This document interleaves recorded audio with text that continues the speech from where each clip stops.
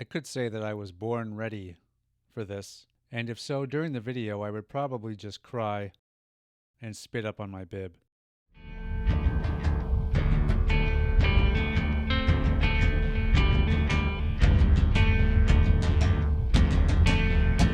Hey there, music lovers. This is ToolFanReacts, and this is exclusive because this is the only channel on YouTube where I react to songs that you suggest. We're checking out another song by Aesthetic Perfection. This song is called Bark at the Moon. It was requested by a couple folks, as shown below. The last song I did, which was Gods and Gold, was reminiscent a bit of sort of mid-90s Nine Inch Nails industrial sounding, if I recall correctly, mashed up with maybe a hint of Marilyn Manson, which is fitting because those two worked together back around that time. Trent Reznor of Nine Inch Nails fame was the producer on Antichrist Superstar by Marilyn Manson, and you can definitely tell. As usual, if you stick around to the end, I will give my commentary on the song, and if you have anything that you would like me to react to, you can leave it down in the comments below. I will now willingly listen to this song. All right, Aesthetic Perfection, Bark at the Moon. Let's begin. So I bark at the moon.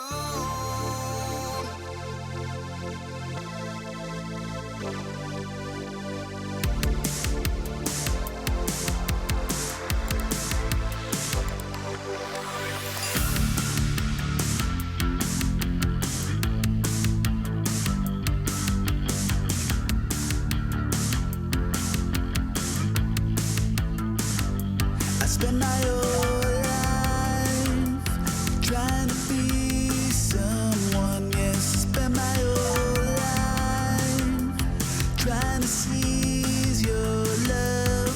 So I ran and I rave like a rat in a cage, and I wonder, am I getting out? So I bite and I bleed and I'm bearing my death. No, I can't stop now. So I bark at the moon. I'm letting my demons out. Yes, I bark at the moon. I'm letting the real me out. So I bark at the moon. All right. I'm pretty sure one of the tones I'm hearing, string-wise, is a guitar, but it's at a very low tone. So at first I thought I was hearing two different bass tones at once. One's a very deep tone. One was a very deep, sort of distorted sounding tone. The other was a higher, cleaner tone. But the higher, cleaner tone, I would imagine, is a standard guitar. I would be quite surprised if any group wanted to incorporate more than one bass guitar. But I could be wrong. Remember, kids, anything is possible if you believe.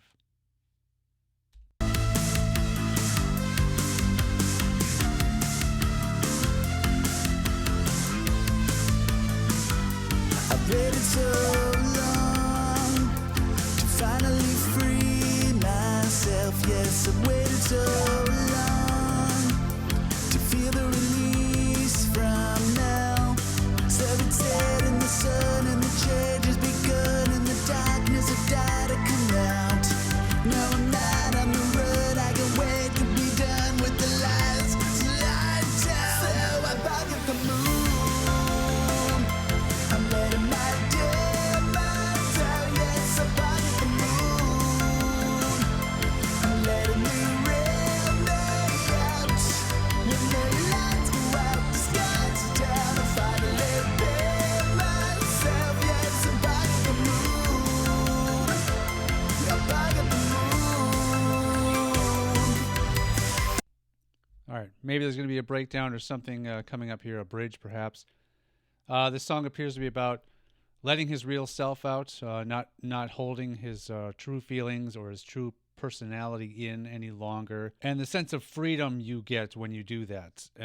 It's a weight lifted off of you. For quite a long time, as we know, society in various parts of the world at varying degrees has cast a certain amount of shame toward various lifestyles in terms of sexuality, religion, just personal spiritual belief, political belief, I don't know this man's personal journey, so I'm not sure. I can't speak intelligently as to the exact meaning of the song, what he is releasing as far as his true self.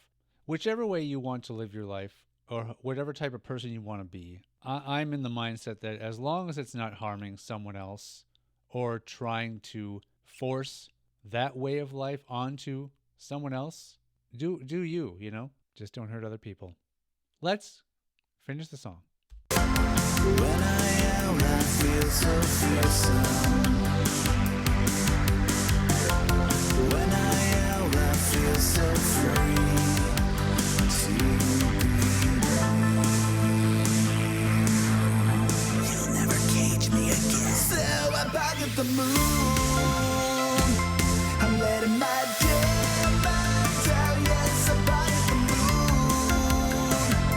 I'm letting the real me out. When the lights go out, the sky's down. I finally feel myself. Yes, I pocket the moon. I pocket the moon. I pocket the moon.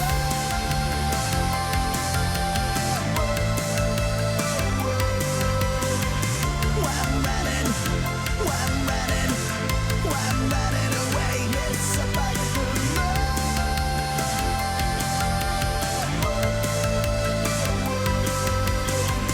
I'm running, I'm running, I'm running away. Yes, I pocket the moon.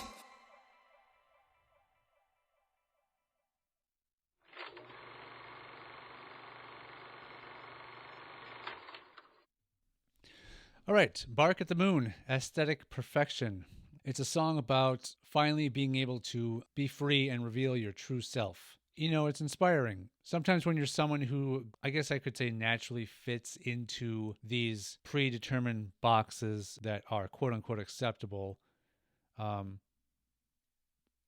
someone like that wouldn't necessarily understand what type of struggle someone is going through if they don't fit into those types of boxes and they feel like they have to in order to be accepted. I think there's a lot more understanding and a lot more acceptance of people truly being individuals and truly being who they really are. And I think there's a lot more support in those areas. I think, like anything, there's still progress that can be made or progress to be made, but I think you could argue that there's a much wider acceptance of varying personality types and lifestyles and things like that. Again, as long as they are not impeding on the ability for others to be happy, you know, as long as they're not hurting others, trying to impose their views on other people. We're all beings that somehow ended up existing on this spinning mass in what appears to be a never-ending, expanding, unfathomable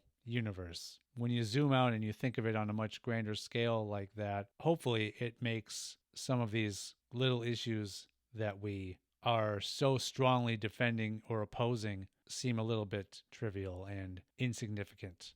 Hey, I hope you enjoyed my reaction, because I sure did. Again, please leave a comment down below with anything that you would like me to react to next. Thank you for sticking around to the end if you had. For anyone that hasn't, those that did, please tell them thank you for sticking around as long as they did. This has been ToolFanReacts. Auf Wiedersehen.